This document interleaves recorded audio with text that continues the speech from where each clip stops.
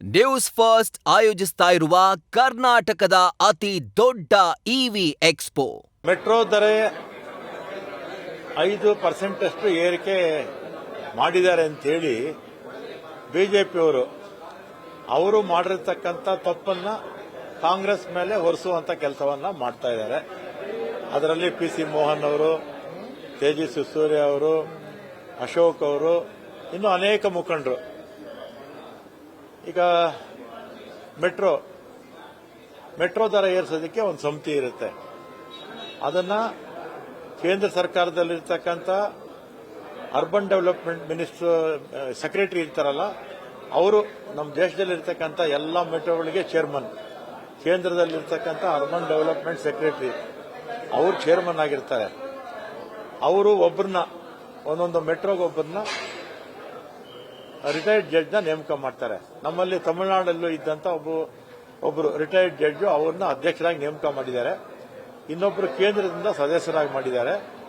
ಆಮೇಲೆ ನಮ್ಮ ರಾಜ್ಯದಿಂದ ಒಬ್ಬ ರೆಪ್ರೆಸೆಂಟೇಟಿವ್ ಇರ್ತಾರೆ, ರಮಣ ರೆಡ್ಡಿ ಅಂತ. ಹಿಂದೆ ಅವರು IAS ಅಧಿಕಾರಿ ಆಗಿದ್ರು, ನಿವೃತ್ತರಾಗಿದ್ರು. ಅವರು ನಮ್ಮ ರಾಜ್ಯ ಸರ್ಕಾರದ ಪ್ರತಿನಿಧಿ ಆಗಿದ್ದಾರೆ.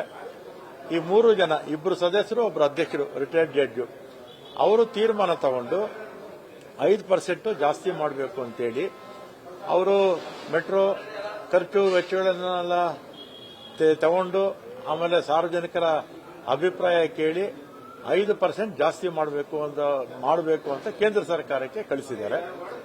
ಕೇಂದ್ರ ಸರ್ಕಾರದಲ್ಲಿ ದೇಶದಲ್ಲಿರ್ತಕ್ಕಂಥ ಎಲ್ಲ ಮೆಟ್ರೋಗಳಿಗೂ ಅಧ್ಯಕ್ಷರು urban development secretary. Urban development secretary ಯಾರ ಕಂಟ್ರೋಲಲ್ಲಿರೋದು? ಕೇಂದ್ರ ಸರ್ಕಾರದ ರೈಲ್ವೆ ಮಂತ್ರಿಗಳ ಅಥವಾ ಅರ್ಬನ್ ಡೆವಲಪ್ಮೆಂಟ್ ಮಿನಿಸ್ಟರ್ ಕಂಟ್ರೋಲಲ್ಲಿ ಇರ್ತಾರೆ. ಅದರಿಂದ ಅವರು ಹೆಚ್ಚಿಗೆ ಮಾಡಿರ್ತಕ್ಕಂಥದ್ದು ಕೇಂದ್ರ ಸರ್ಕಾರದ ಒಪ್ಪಿಗೆ ಮೇರೆಗೆ. ಇದನ್ನ ಬಿಜೆಪಿಯವರು ಅನಾವಶ್ಯಕವಾಗಿ ನಮ್ಮ ಕಾಂಗ್ರೆಸ್ನವ್ರ ಮೇಲೆ ಹಾಕುವಂತ ಕೆಲಸವನ್ನ ಯಾವಾಗಲೂ ತಪ್ಪುದಾರಿ ಮಾಡ್ತಾ ಎಳಿತಾರಲ್ಲ, ಅದೇ ರೀತಿ ಈ ಬಾರಿ ಕೂಡ ತಪ್ಪುದಾರಿಗೆ ಎಳೆದಿದ್ದಾರೆ ಅಷ್ಟೇ. ಇದು ಕೇಂದ್ರ ಸರ್ಕಾರ ಮಾಡಿರ್ತಕ್ಕಂಥದ್ದು ಏನು 5% ಹೆಚ್ಚುವರಿಯಾಗಿ ಮಾಡಿದ್ದಾರೆ. ಅದನ್ನ ಕೇಂದ್ರ ಸರ್ಕಾರ ರಿಜೆಕ್ಟ್ ಮಾಡಬಹುದಿತ್ತಲ್ಲ. ಅವರದೇ ಸರ್ಕಾರ ಜನರನ್ನ ಮಿಸ್ಗೈಡ್ ಮಾಡೋದು, ತಪ್ಪುದಾರಿಗೆ ಎಳೆಯೋದು ಬಿಜೆಪಿಯವರ ಚಾಳಿ. ನ್ಯೂಸ್ ಫಸ್ಟ್ ನಿರ್ಭೀತಿಯಿಂದ ನಿಮ್ಮ ಪರವಾಗಿ.